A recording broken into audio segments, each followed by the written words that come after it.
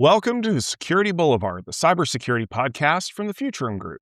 Each episode explores a variety of topics within cybersecurity and the technologies that drive it.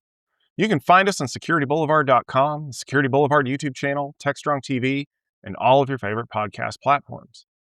Before we dive into today's episode, let's meet today's panel, starting with Mitch. Mitch, it's good to see you. Hey, great to see you. Mitch Ashley. I lead the software lifecycle engineering practice, analyst practice at Futurum. Kind of dabble in security, working with Fernando and team and software, supply chain security, all that good kind of thing. Well, it's good to have you. And the other co-host this week, Mr. Fernando Montenegro. Montenegro, I lead cybersecurity research, and we barely started, and there's a correction to be made. Mitch doesn't dabble in security. Mitch knows security, right? So it's interesting because there is like, as the industry is changing and whatnot, the overlaps between security and observability, for example, right?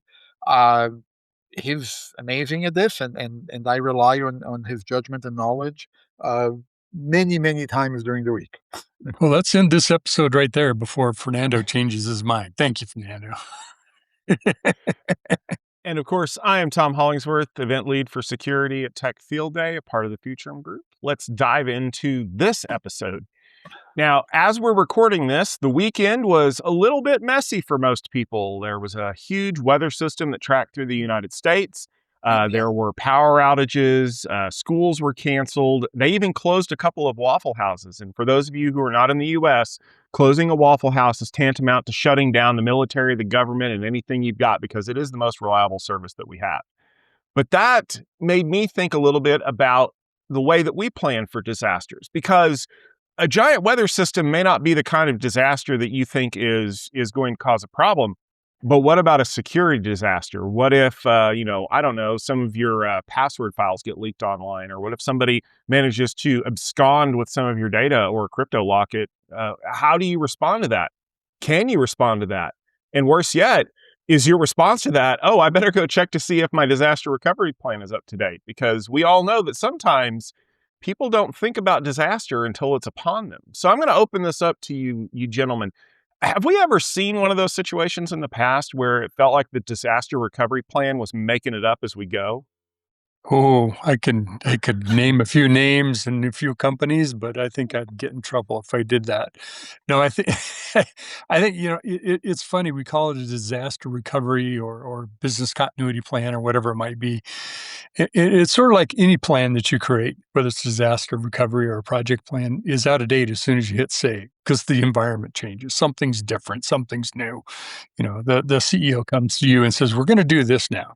So it's a little tough to create a fixed plan. So I think you're almost really developing a system, and the plan is just a reference implementation of your system, of what your disaster recovery process, systems, people, et cetera, look like. And I think if you take that kind of an approach, you'll have a little more, to borrow a term from Fernando's cyber resilience practice, you'll have more resilience into that system as opposed to, well, we did that in, 2013. I think we're a little out of date. We probably ought to update this. Yeah, a lot of things have changed since 2013. So... Yeah, well, so we also had, so I'm up in Canada, and we also had weather here, here in the Greater Toronto area. I haven't checked the news recently, but it may have been like record snowstorm, snow accumulation. Thankfully, it's relatively light and fluffy snow, so I can deal with it. But don't you call our, I'm sorry to interrupt, Fernando, No. don't you call our kind of storm that we're having, you just call that Monday up there, don't you? Isn't that sort of... No. Listen. And tying back to this topic, right? I think that one of the things about preparedness is that you always have to have a threat model. Like, your threat model needs to have needs to be realistic to your environment. It needs to meet your requirements and needs to account for the things that you are willing to address. And in many places in the United States this week, they are not like they are not statistically ready to, or it's not statistically relevant to them to have preparations for this. So my heart goes out to the people who have been affected by this. I know that um, it was very disruptive in many places where an inch of snow, an inch of ice is literally the community stopping kind of stuff. So, but yes, like the amount, these kinds of amounts up here in the Greater Toronto area, yeah, that's Tuesday, right? Funny enough, if you go further north in Canada, right, people who live further north think that about us here in Toronto, right? So like it's fine, like It's all relative. it's all relative. But Tom, to your point on preparedness, right? I there's that quote that's always attributed to Eisenhower, sometimes variations with Mike Tyson, right? I mean that plans are worthless, but planning is everything. And the other is everybody has a plan until they're punched in the face, right? Those are the, you can figure out which one's Eisenhower, which one's Tyson, right? But it's a really good point. And to illustrate that, I actually want to bring up something since Mitch mentioned 2013. A lot of people lose track of the planning process because they never actually test their plan. I worked with a customer many years ago at a previous job, and we don't get a lot of snowstorms in Oklahoma, but we get the other kind of weather that tends to level buildings, especially in the springtime. We are in the middle of Tornado Alley. And I was working with a school, and they had a solid backup plan. We're going to put things on tape, and if something happens, we've got the tapes. And then one day they had to evacuate the main building because of a tornado threat. And someone realized that their backup plan wouldn't work if the tapes were still in the building, if it was going to get hit. And they had to literally run into the building to grab a box of backup tapes and throw it in their car as they're evacuating. Fast forward a couple of years to 2013, and one of the largest F5 tornadoes ever recorded hit another school district administration building, and they had to sift through the rubble to pull out the drives of the servers to insert them into different servers to be able to run payroll for the teachers to be able to buy supplies to start rebuilding their houses and things like that, because they never thought what would happen if we got hit by a severe weather event so big it literally leveled the building. You don't think about those things until you're in the middle of a disaster. And that's one of the reasons why you have to test your disaster plan, because you need to know where the failure points are. Oh, the generators will immediately fall over if the power goes out. Really? Did you test it? Will they automatically fall over, or does someone have to go hit the big switch to cause a failover? If that's the case, who's going to do it if everybody's pinned at home in the middle of a snowstorm? And how does, things like DNS records work? And what's going to happen if somebody's logged into the servers when the power cut happens? Like, if you don't test it and then jot down all the failure points, you might as well throw the binder out because it's useless to everybody. And I spot on. And I would argue there's one step before that, which is what goes into the plan in the first place, right? And I think that is an area where, bringing this back to cybersecurity, we've had multiple cases where incidents have happened where it's not it's not that they were completely novel, right? It was the case where, yes, you think this through a little bit, and oh, by the way, that can happen, right? And this is an area where I'm really interested in the work that's being done in adjacent areas, right? So in aviation, for example, there's an entire field of study on near misses, right? So why did this almost happen, right? And I know that in cybersecurity, I know that Adam Shostak has written about near misses in the past. And I know that, and I think that like Wendy Nater and Bob Lord, we were talking about CISA last week. So Bob was at CISA not too long ago. And I think that they are doing some work on near misses as well, right? Which is, how do we as a community learn from the near misses, right? This bad thing, why did something horrible, I mean, it almost happened. What got us there, right? So yes, very much about planning and very much about thinking through. Where being creative about what can go wrong, right? It's risk management. My kids hate when I talk about risk. I use it to teach them, of course, right? But it is risk management, right? And I think that our jobs in this industry is to elevate that risk management conversation. Tom, to your point, precisely to think through about these things. By the way, we do have an official mascot now. Nate the Cyber Cat has joined us. So this is Okay. Nate, everybody. Good buddy Nate. of mine. You know, it's interesting, just kind of my own experiences with disaster recovery plans. I think one of the takeaways for me was, even a plan can be a bad plan, right? Just because you have a plan doesn't mean it's a good plan. And because you've tested it doesn't mean it's foolproof, that the things that worked when you tested it could still fail, right? You still could have some problem where the UPS doesn't kick in like it's supposed to, the cooling doesn't happen like it's supposed to. But even more simple, more easy kind of simple things you would think about, don't assume. Like one of the plans that I had to just completely revamp because it was really more than a decade old and how the technology was changed. But one assumption was that such and so employees live close to the building, and if this happened, if the computer data center overheated, they could come open the door and cool it down. Well, what happens when you can't? The ice storm, the fire, the whatever. And there were things like that we addressed and fixed and made sure that wasn't the main way we were going to solve it. And then as it happened, within 5 years, and I think it was then another 3 years after that, we first had floods that went right up to the edge of the building. Nobody could get to the building. And a couple of years later, they had complete fire. A whole bunch of houses got built down, businesses got burned down. Right near our offices. Again, can't get into it, right? Can't even get into the neighborhoods to do anything. So physical access is not an option. So I think that's one of the things when you think about the risk analysis, Fernando, is think about what assumptions we make that we shouldn't assume that's true, even if we've tested it. Does that ring true? I think that one of the things that rings very true is that the world is unpredictable. The world, like, we can't guarantee anything, right?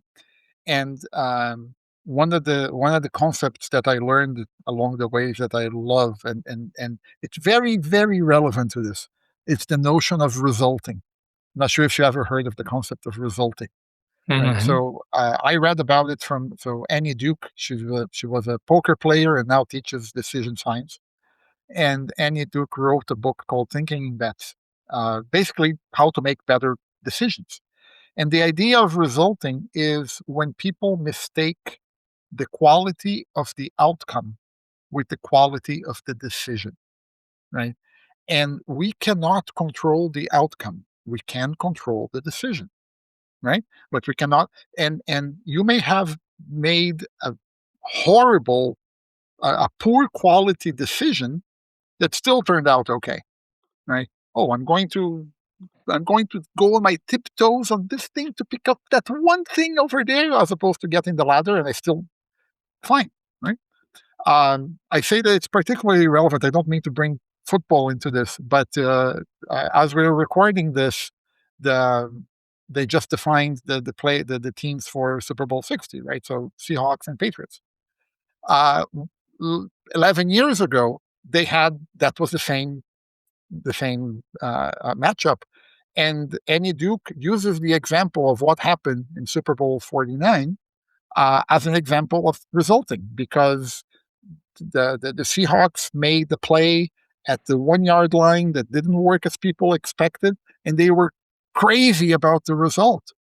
But then when you look into the decision the decision that was a sound decision that led to that play, sure, it didn't work because that's life. That's football, right? But sorry, I'm meandering as usual. But It's this notion of what is the quality of the decisions that you are making as a professional. Are you thinking through like the checklists that you need to do, Tom, to your point, to make the plans, like to think through, like how good is your decision process to create those recovery plans, to create those plans that do they match reality? And I think the point that you guys are kind of bringing up that is important to realize is that a lot of these plans are based on a series of assumptions that we need to make sure that we can validate. So here's a good one. Let's say you have some kind of a data protection system in place that is creating regular backups that are stored off-site. What if you have to log into Active Directory to restore those? What happens if Active Directory is no longer available because it's been violated or it's been shut off or something? Because we're seeing that a lot now in cyber attacks, is that people are going after backups and people are going after Active Directory to halt any kind of, cross-system functionality. Well, then how do you get your backups back? Can you get them back without being logged into Active Directory? And those are the kinds of assumptions that you have to challenge, kind of to Mitch's point. Someone will always be able to go over to the building and open the door. But what if they're not? How do we plan for that? And I'm sure that you guys are probably sitting there thinking to yourselves in the audience, oh, this is just a big tabletop exercise of how are all the crazy ways that I can get around this. Well, in security, those crazy ways to get around things are exactly what your attackers are thinking of, right? They want to try to hit you from an angle that you're not expecting, that you haven't planned for. I mean, I saw something today about, people trying to get account access by sending text messages or communicating with people through email going, hey, this is AT&T. We just wanted to reset your password because we noticed somebody's trying to log into it. Can you give us that code that you just got texted? So it looks legit. All the links work, except, oh, wait, that thing that you just got is actually going to allow me to take over. And then I'm going to start hammering all of your other accounts for two-factor stuff and whatever. Like, those are the kinds of things that you have to be ready to adjust in your plan.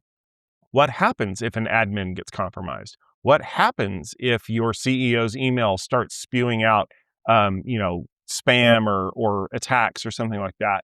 You have to think through that. And I realize that a lot of this feels like exception handling, like, programming an autonomous car. Like, what happens if a 747 lands on the highway? Like, you're right. The likelihood of it happening is low, but it's never zero. So, like, how do you... Tom, about Go ahead, Mitch. this is it's not a linear process either. What you see as the attack may not actually be the attack. There may be a secondary action, which is really to get you to start the backups, and that's when they're going to compromise them, because the system that you're restoring to is actually the one that's going to compromise and is going to steal the data.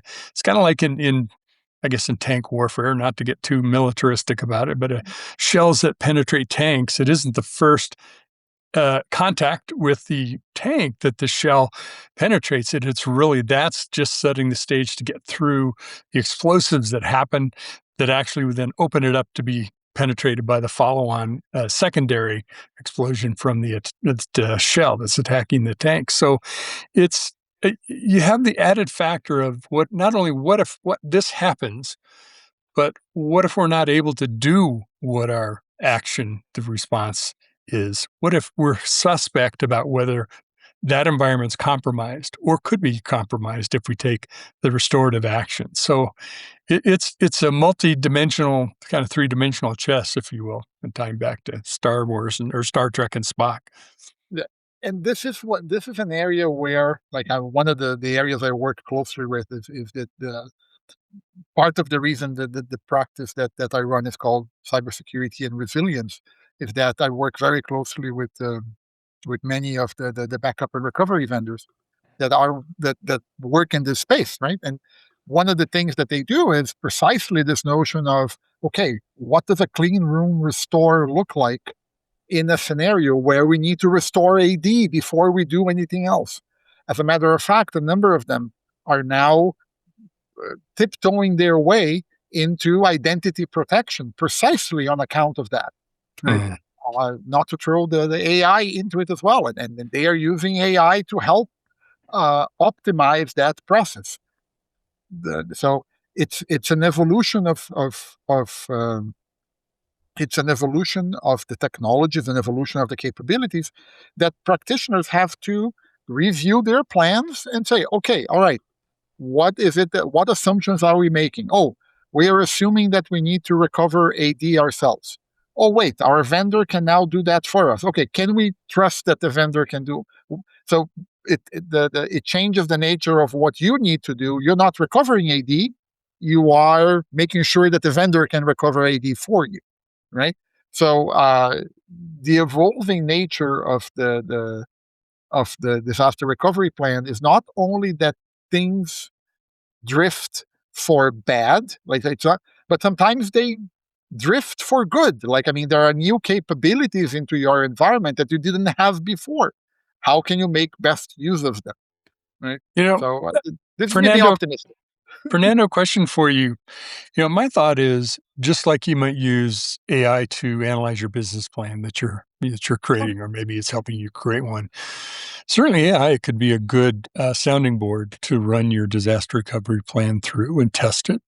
Put pressure on it, but also could be for scenario testing. Like, what are the scenarios we're not thinking of? What are the latest kinds of scenarios we should start to consider how we adapt to?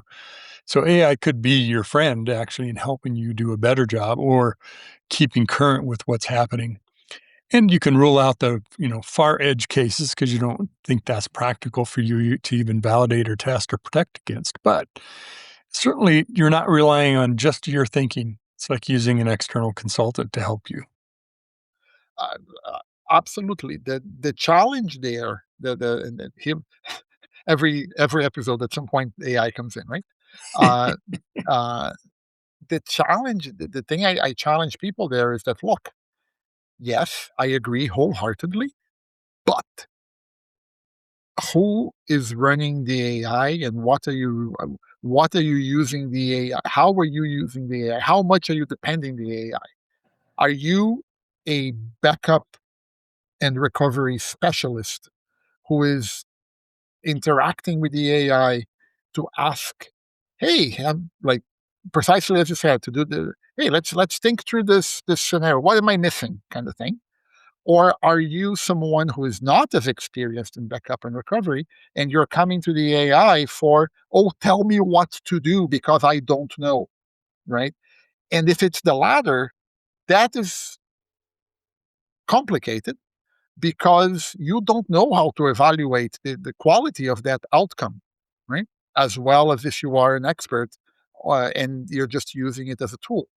We go back to the AI as a tool for an experienced professional versus a less experienced person using it and not catching the hallucinations, not catching the mistakes, not catching the. I say this as somebody who's using AI a lot for my personal finance tracking. Right, I it's great, but I know what I'm doing. Right, I know what to ask. You know what I mean? I think it's important to realize that a lot of the pieces that get missed are kind of institutional knowledge. And I think where AI is going to fall apart is that no one's ever documented those. Mm. And that's one of the reasons why I know for a fact, it's the reason why I originally started writing on my blog was because a lot of the things that I was learning were things that maybe didn't exist anywhere else. Like we all know the XKCD, the infamous one, who are you, Denver Coder 7, and what do you know? Because so many questions get asked that never get answered. And when someone does answer it in their head and go, yeah, that's how this works, they don't ever write down what that answer is. And in the old world, that was, oh, that means that I've got to solve that problem. But in the modern world, it's AI doesn't have a knowledge base to draw off of to create a solution to that problem. And so we kind of find ourselves with that knowledge gap, right? Because this is what I have been helped with up to this point, and here's where I need to be, and how do I jump that gap? Because I promise you, an algorithm is not going to be able to jump that gap no matter how many GPUs you throw at it, because it really doesn't know how to think outside of the box. That's where humans are still valuable in the loop. What happens if these conditions aren't met? What happens if this really random exception occurs? And It could be something as stupid as like a race condition. The power comes back on, but the network isn't up and it starts timing out because it will not connect. What do I do now? We don't know what the answer is until we have tried it, right? Now, before anybody else goes out there, do not walk into your office tomorrow morning and just throw the master switch and go, let's see what happens. You need to game through this. This is what I want to happen. This is what I expect to happen. Let's test this in small scales to see what occurs. And then let's analyze what we tested to make sure that if something does go wrong, it's contained and fixable before we try it on a larger scale. Because if you do that, just yoink, let's see what happens. In the industry, we call that an RGE, a resume generating event. You do not want to be on the receiving end of one of those, especially nowadays. Funny, like so many things. First of all, point of order, right? Mitch, you're based in Denver, aren't you? Yes. Yeah. Yep. And he knows, like, who knows? He might be that Denver coder, Tom. Who knows? Right? Could be. Could be. Yeah. Could. But funny you mentioned the throwing off the switch. Back when I was working on network security implementations, I remember working with a healthcare customer where we built a multi-site network with firewall modules and switches and stuff like that, and so on. And you can imagine what the architecture looks like. And one of the steps on the test plan was, okay, yank the power from the rack. Poofed, yank the power. Watch. Okay, for 1, 2, 3, 4 seconds, OSPF converges. Okay, we're good, right? But the firewall state crossed over. Like, okay, we're good, right? But yeah, we had those things. Like, but to your point, that was not the test, right? That was one step of a very, very well designed test plan but it was a fun one to do. I still get nervous anytime anybody tells me to do anything destructive on purpose. And I'm like, are you sure? I'm not going to get in trouble if I do this, right? It's in the plan. You're witnessing me do the thing that's in the plan, because it feels wrong to purposefully break something. But that should be replaced with this joyous feeling of, hey, my backup plan worked as soon as it happened. Whether it's logging into Azure Active Directory instead of the local copy if something blows up, or we can get that data back and we can do a fractional restore so we don't lose like 3 months of database tracking. That's called an escalation of a resume generation event to career-ending event. You will quickly become the story that gets told at every conference for the rest of your life. Exactly. Hey, remember that time that Fernando did X? I've made a few mistakes. Thankfully, I don't think any of those rise to that level. I'm sure not. Sure not. But to go back to the topic, right? I think we are all circling around this notion of people needing to be needing to have the space and the knowledge and the systemic thinking around creating the plans and the models and the countermeasures and so on for what they think is realistic. And one of the areas that this is, and we need to be pushing ourselves to keep doing that. So we had the whole incident with CrowdStrike a couple of years ago, right? Listen, it was very, very impactful, as we all know, right?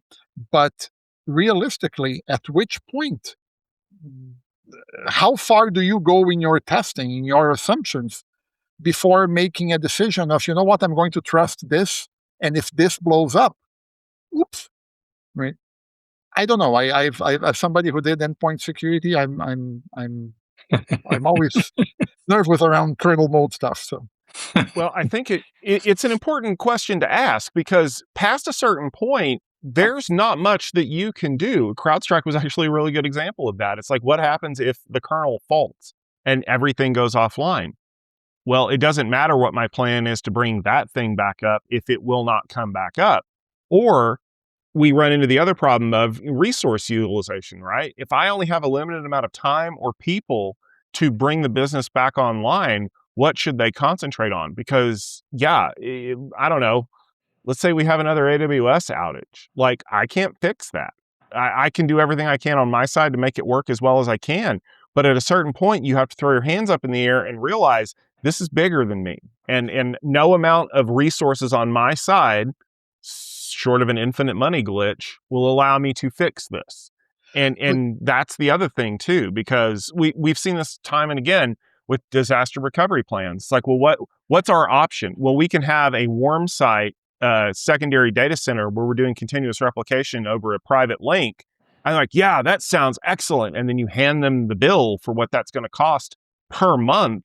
And they like all the color drains out of their face because they're like, well, how important is it? And you're like, well, if you want that to be a cold standby site that is a forced data replication, and we're not paying the license for 2 active storage units, like the cost to go down, but the RPO is going to go up because we are going to have to, physically transfer media over there or something like that. And it's back to that trade-off. Like I can't plan for everything. I also can't pay for everything too. And here we are, 30 minutes into the conversation, talking about economics again. Right? See, we almost made it through the whole episode without saying economics. Thank you, guys. But it is, right? But here's the thing. Our role is to work with our principle. So the principle in economics is the principal agent problem, right? When you hire somebody, right, you want to make sure that they are doing the things that you wanted them to do, right? And that you have enough oversight over them that they are doing it. I mentioned this in the context that, you know what? Creating a fault tolerant active is such a pain. I'm not going to do that. You know what? I'm just going to go and put a couple of put the server under my desk here and call it a day, right?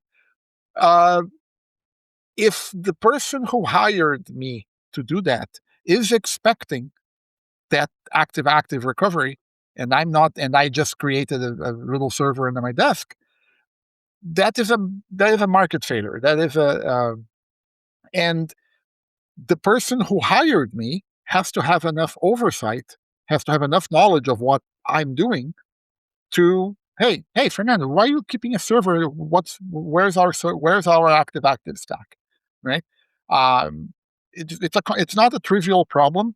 I don't mean to belabor the point too much, but it's the idea that you need to have incentives play a part, and the same person whose face drains because they don't want to pay for the active, what are they promising to the people above them, right?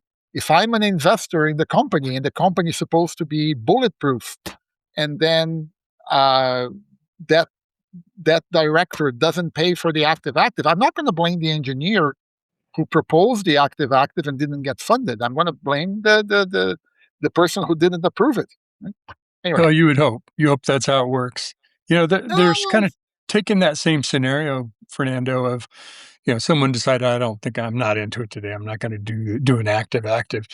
There's also the how far do you take things, right? Because these are rabbit holes we can all go down continuously. How far, and you reach points where now this is out of our control. But is there a remediation or an action that we could take if that happened, whether it's a SaaS service or a physical plant thing or whatever it might be? If enough things cascade together, that's a scenario where we would not be able to handle gracefully.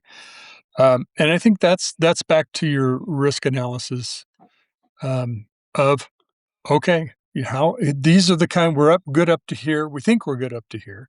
And we know that there would have to be several things that could happen together in order for this to escalate further. Can they? Yeah. Will they? They sure could. Could be a Murphy syndrome. But, we're going to call the question there and say that's the level of investment we are willing to make. Right. And I think Yeah. that's the economic conversation that the engineer owns is, let me lay out the landscape for you of here's what we need to address, what the cascading rings of how far we can take it, and what's the risk to the business and the value that we would assign to how much money we spend to protect from that. At some point, yep, we're going to take risks that's the meteor hitting the Earth is not one we're going to protect for.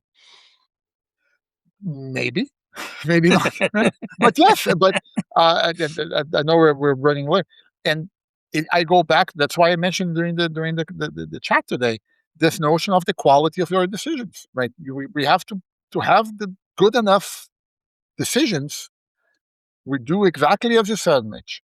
Here's what, and beyond that, that's the roll of the dice.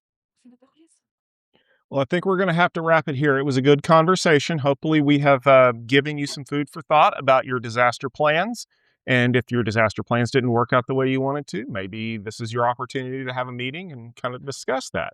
And when you do, you should definitely check out some of the stuff that my co-hosts are working on. Fernando, what's something that you've got coming up that people should be paying attention to?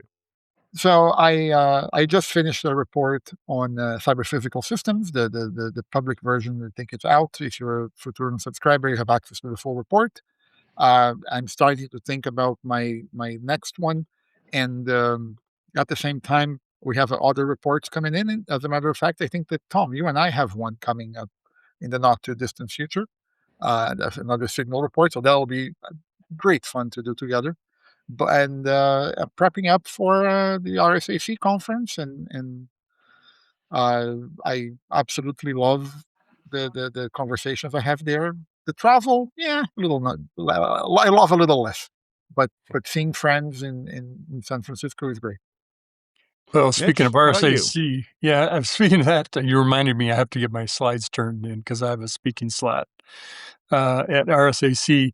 I think one of the things you'll see, of course, I spent a lot of time researching and talking about agentic development or AI assisted development, whatever term you want to use.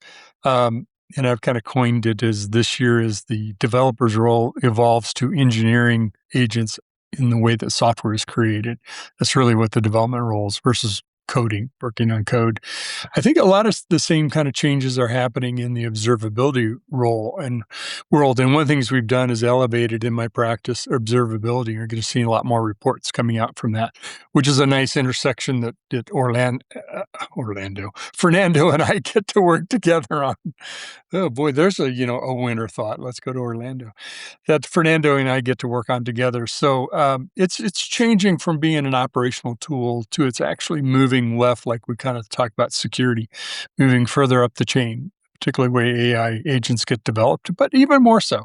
The industry is changing, and that's some of the things you're going to see coming out from our respective practices and working together. So I'm excited about that too.